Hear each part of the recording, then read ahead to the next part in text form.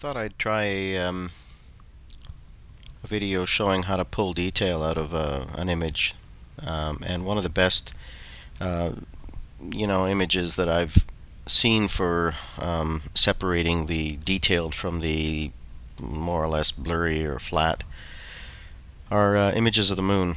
So this was shot some time ago when I first got my D7000. This is the second round of moon shots. I don't remember if I had the 2x color converter on, but if I did, that would account for some softness.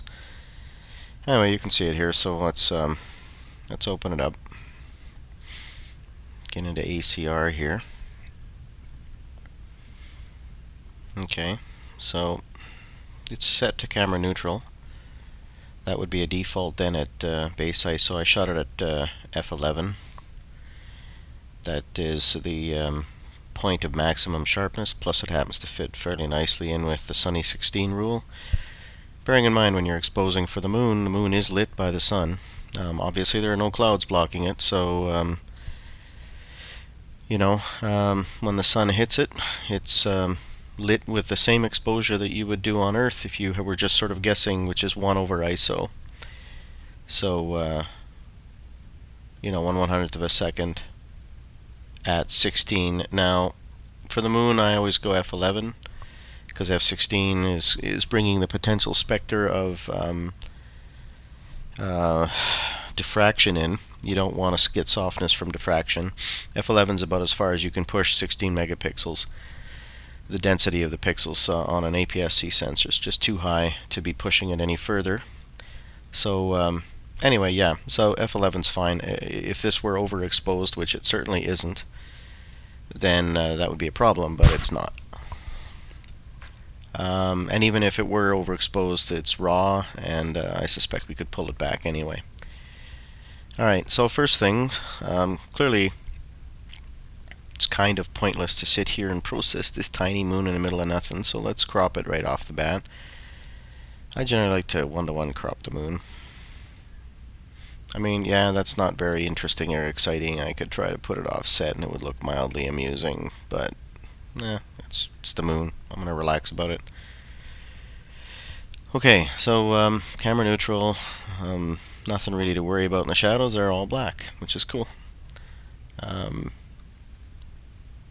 We've got the lens profile enabled again by default in this particular ISO with the lens combination.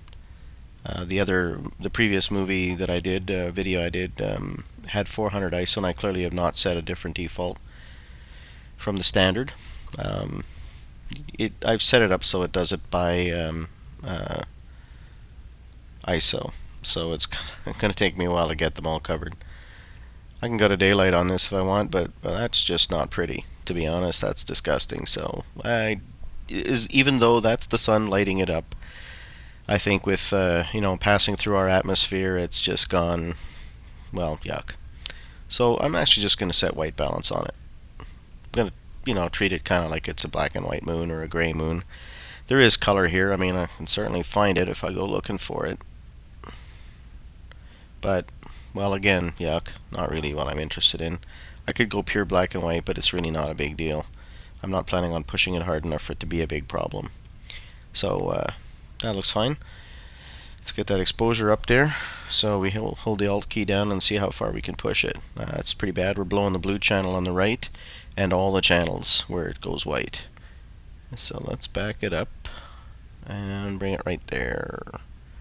Now if we were to go in a little closer, we'd see more, but you can see that in fact this is too bright. That does not really look like the moon very well. But let's see what it's like when we spread it out. So we don't need to do any recovery. Fill light, clearly I don't want to fill it any more than it is. It's really not a problem. So black is already done. I mean, if I back it off, we'll see here that we've got all kinds of color. And of course there's that blue tint we're so familiar with. Could go for the halibut and just put a touch of tint on it, and now all of a sudden it's turning green. That's interesting. So tinting it green turns it green. There's a shock, but you can see how reactive it is. I mean, -4 is all we've done, so let's do -2, and we've still gone a bit green. So let's actually not do any. clearly, and now it's slightly blue. That is really sensitive. I haven't seen that before. Let's go up one. So, oh, not one up, one down. So that's quite well aligned. But even there, green is spiked. You can see it up here.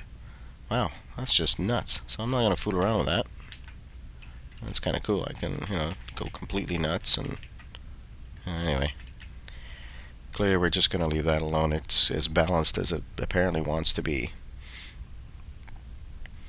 Okay, so we've don't need to fill with a white balance. We did that with the we did a custom white balance with a white balance tool.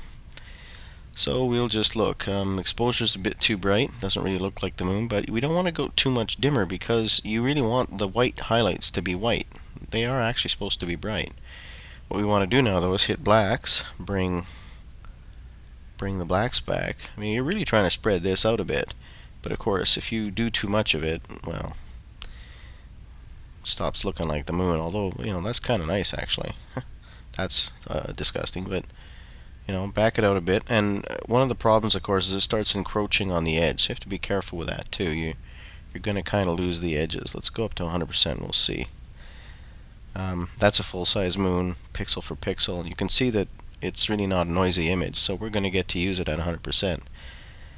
In fact, it's a bit too big at 100%, I think. Well, we'll get to that in a minute. So anyway, let's back it out a bit.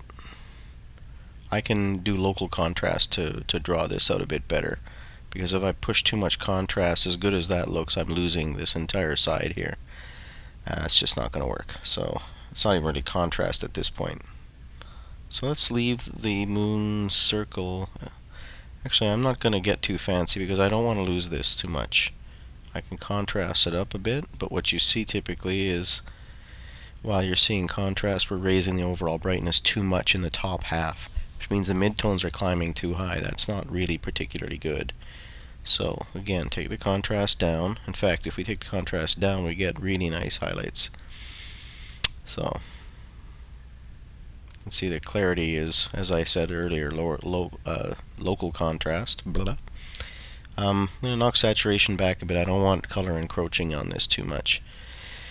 Some of these details look really good. This one is great. I mean, very detailed.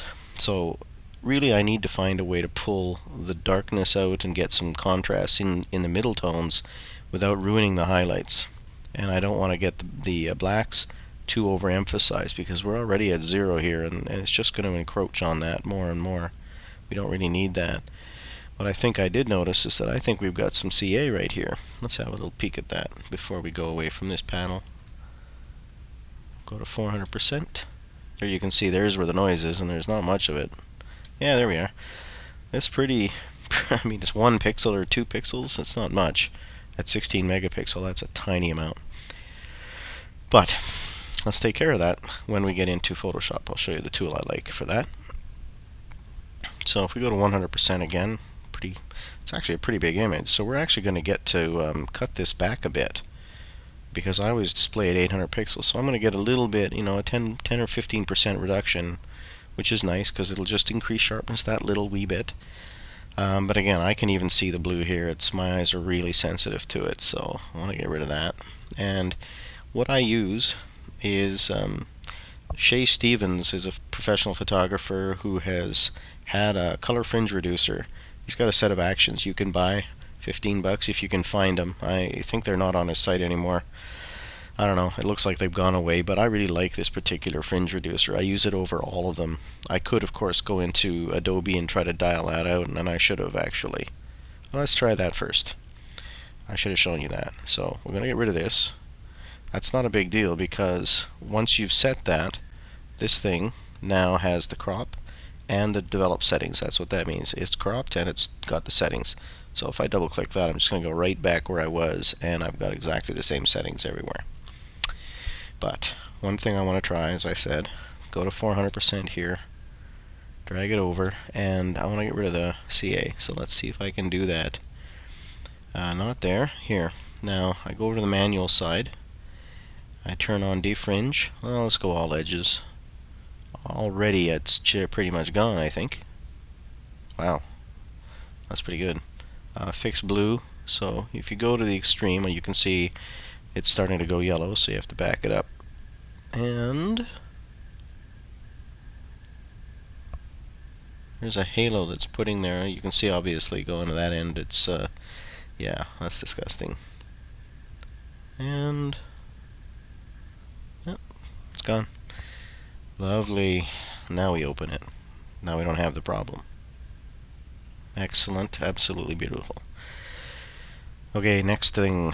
Where do I get some contrast from? Well, you've seen me run this before, so I'm going to run it again. Local contrast enhancement. Not a whole lot of success there. Increase contrast. Getting better.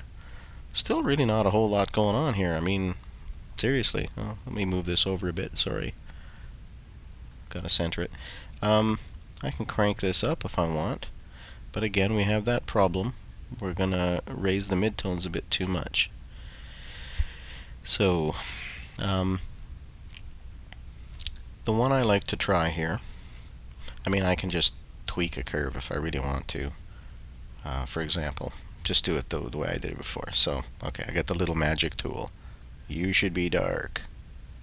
You should be mid-tone. You should be light. Well, that looks pretty good. This should be even darker. That looks really good. That's pretty darn impressive.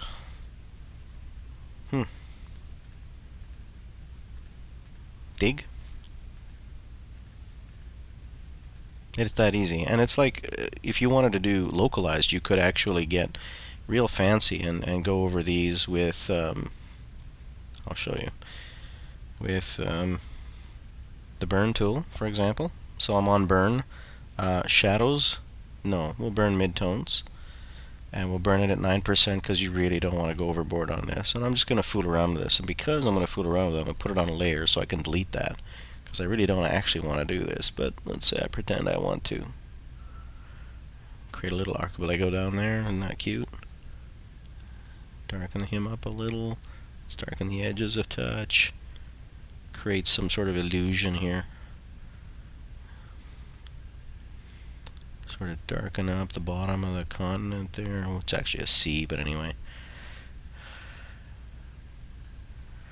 I don't know. See, you can darken up selectively. You can see what I'm doing here. That's not what the moon looks like, but hey, it's an image. It's not necessarily. Well, I was about to say it's not necessarily a photographic record. It is a photographic record, but it can be what you want it to be. So, yeah. Well, anyway, that sucks, but I'm not going to keep it, of course. Drag it to the delete bin, because my magic weapon, or secret weapon, is topaz adjust. Version 4 is out. Now, what I like in topaz typically, we'll go to 1 to 1 here so we can see what we're doing. I like to go with something, well, dramatic. Okay, that's a little dramatic. But you'll see in a minute that that doesn't actually matter. In fact, I screwed this up. I'm going to cancel that. This machine's fairly fast, in case you're wondering.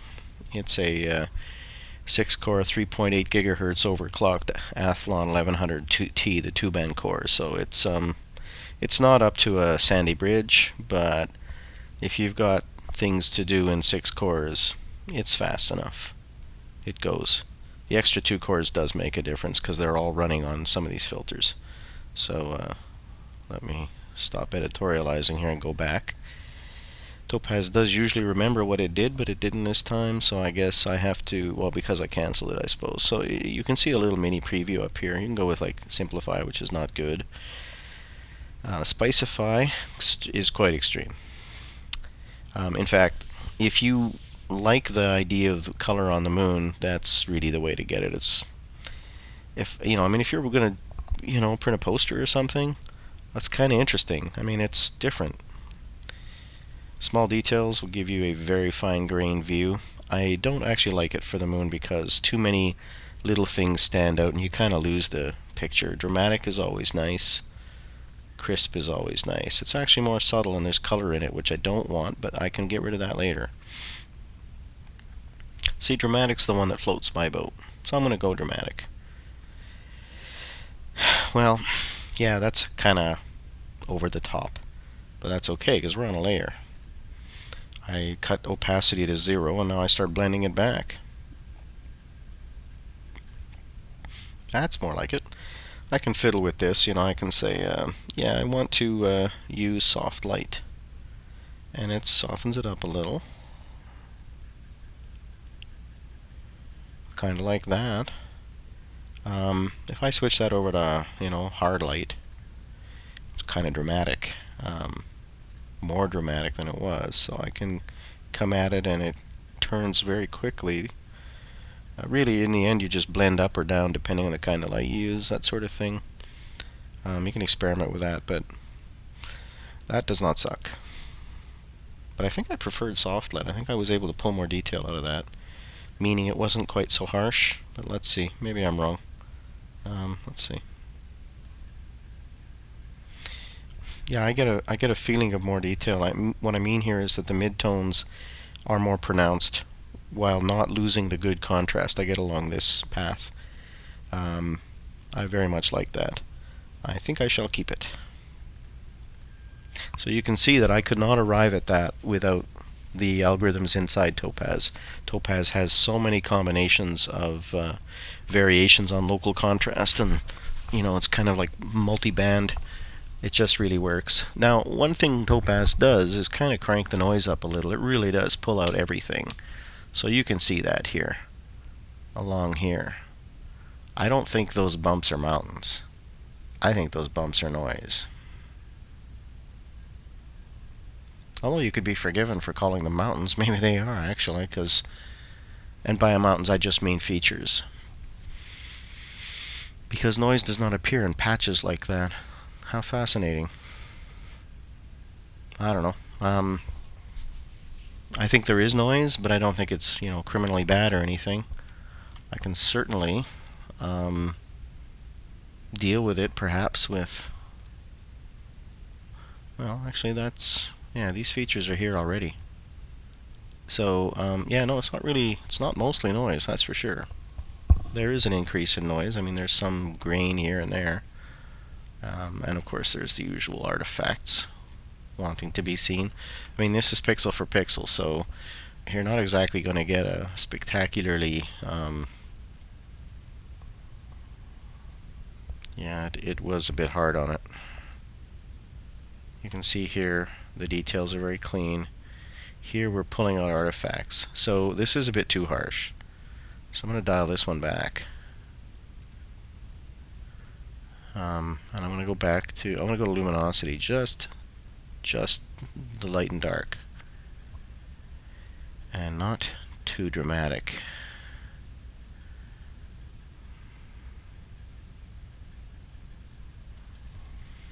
Well, I mean, the artifacts are there. This is, again, pixel for pixel, so every little bit of processing I've done, and I've been moderately hard on this image, has actually added, or has actually drawn out these artifacts. Not much I can do, but the nice thing is, generally speaking, we're looking at a lot of detail. This is a full moon.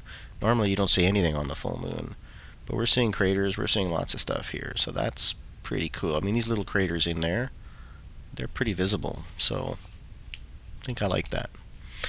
I'm going to live with it. It's good enough. Let's flatten that out. Let's see what Topaz Denoise will actually do with this. Perhaps there is something useful we can get from it. So if I reset everything here, I'll do this manually. So I'm just going to start tweaking this up.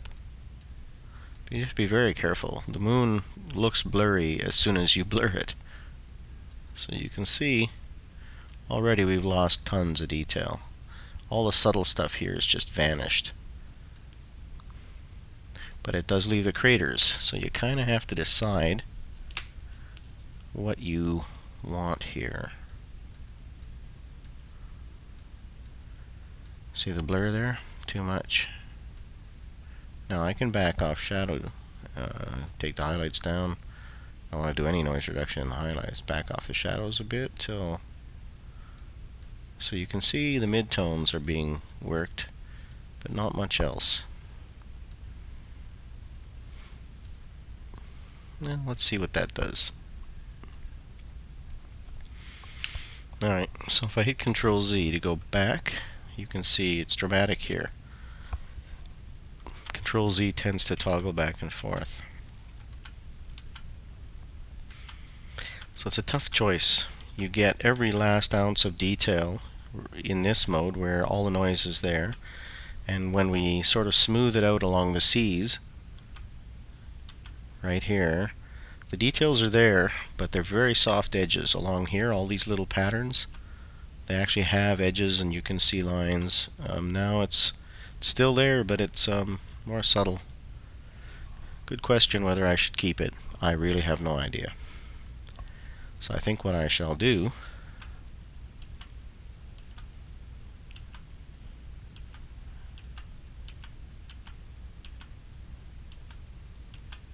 I like the detail, but I also like the smooth. I'll keep the smooth. What the heck. At this point I'm going to hit 800 px, bring it down to 800. Actually, Control Z that, go back. I'm going to crop this a little closer, because to be honest I don't really need the black sky around it. I'm not trying to impress anybody with that moon in situ kind of look. So 5x5. That would be Faith's favorite saying. I wonder if anybody gets that reference. Surely somebody out there does. Okay, crop. Now 800 pixels.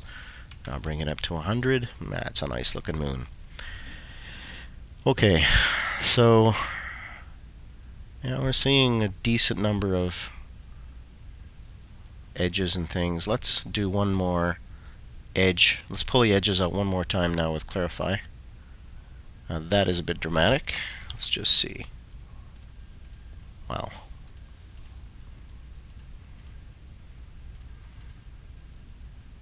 It does pull some of the little weird sideways artifacts, but again, at nearly full pixels, what are you going to do?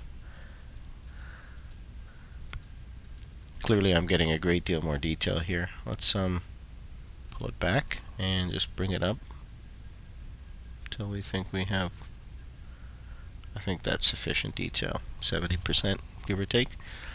Okay, and well, that's it. We'll hit sharp ultra fine because we're at our largest we're gonna go. And well, that did a nice job of pulling out all the noise there. Let's see if I'm hallucinating that. Oh no, I'm not. Well, obviously I can't go full 50% on sharp or ultrafine, so let's, to be honest, it's not really pulling out much detail, just a little bit here, just to get some of the details clearer there. For example, that looks like a little crater. These tiny little ones, they really don't stand out. Yeah, not bad. This is a little noisy up here. What are you going to do? It's a full moon. I mean, you have a choice. You can go with a flat-looking moon, or you can crank it up and really see the delineation here between the features, especially these sort of exploding rays that come out of these massive hits. You know, you see a lot of the, you know, where a meteorite is hit.